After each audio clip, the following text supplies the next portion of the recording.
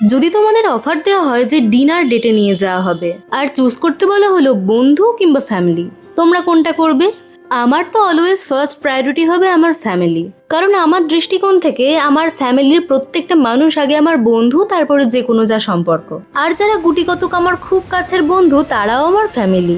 বাইরে তো প্রচণ্ড জোরে বৃষ্টি শুরু হয়েছে আর প্রত্যেকদিন সন্ধ্যাবেলায় এটাই হচ্ছে। আমাদের ফ্যামিলি ডিনারের যাওয়ার কথা হচ্ছিল, কিন্তু সেটা 3-4 দিন ধরে হয়েই যাচ্ছিল, কিন্তু যাওয়া আর হচ্ছিল না। একটার পর একটা কিছু বাধা চলেই আসছিল। সেদিনও ঠিক হলো আর হয়তো যাওয়া হবে না, তাই আমি একটু মুড়ির চাট করে খাচ্ছিলাম। কি করব, মনটা খারাপ হয়ে গিয়েছিল।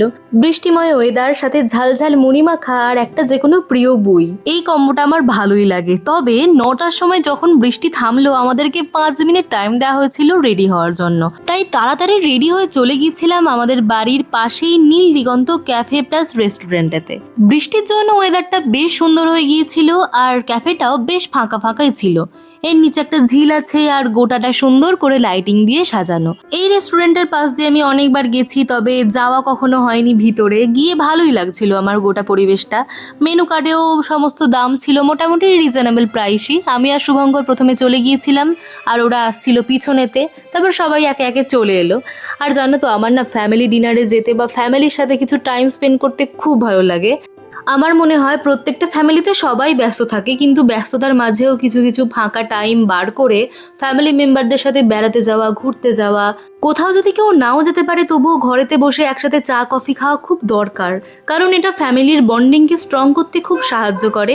তারপর আমরা কফি অর্ডার করেছিলাম আর অর্ডার করেছিলাম ক্রিস্পি চিকেন। সেগুলো খাওয়ার পর নেক্সট আইটেমটা আসতে দেরি হচ্ছিল, ওই জন্য আমি আর সোনাই মিলে একটু ভিডিও বানিয়ে নিচ্ছিলাম। ক্যাফেতে যে দাদারা ছিল ওনারাও খুব ভালো সার্ভিস দিচ্ছিলেন, তবে ওনারা আমাদেরকে চিকেন উইংসটা সাজেস্ট করেছিলেন অ্যাজ আ স্টার্টার হিসাবে, কিন্তু আমি এটা বলবো একদম খুব বাজে একটা আইটেম ওনারা সাজেস্ট করেছিলেন।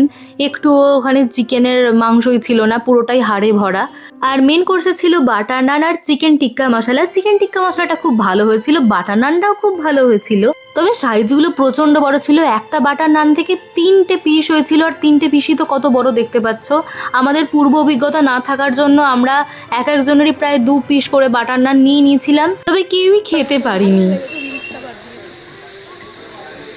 উইংস কি তুমি আর নেবে না? এই যে এত প্রতীক্ষিত একটা জার্নি ছিল, কেমন লেগেছে? বাপরে বাপ, বাজে, একদম বাজে। কতদিন ধরে হচ্ছে? কেমন লাগলো বাবা? যেহেতু ফ্যামিলি মেম্বারদের মধ্যে বেশিরভাগই ক্যামেরা শাই, তাই আমি সবাইকে ক্যামেরার সামনে আনিনি। যাই হোক, তোমরাও কিন্তু যেও এরকম ফ্যামিলি ডিনারে, বেশ ভালো লাগবে।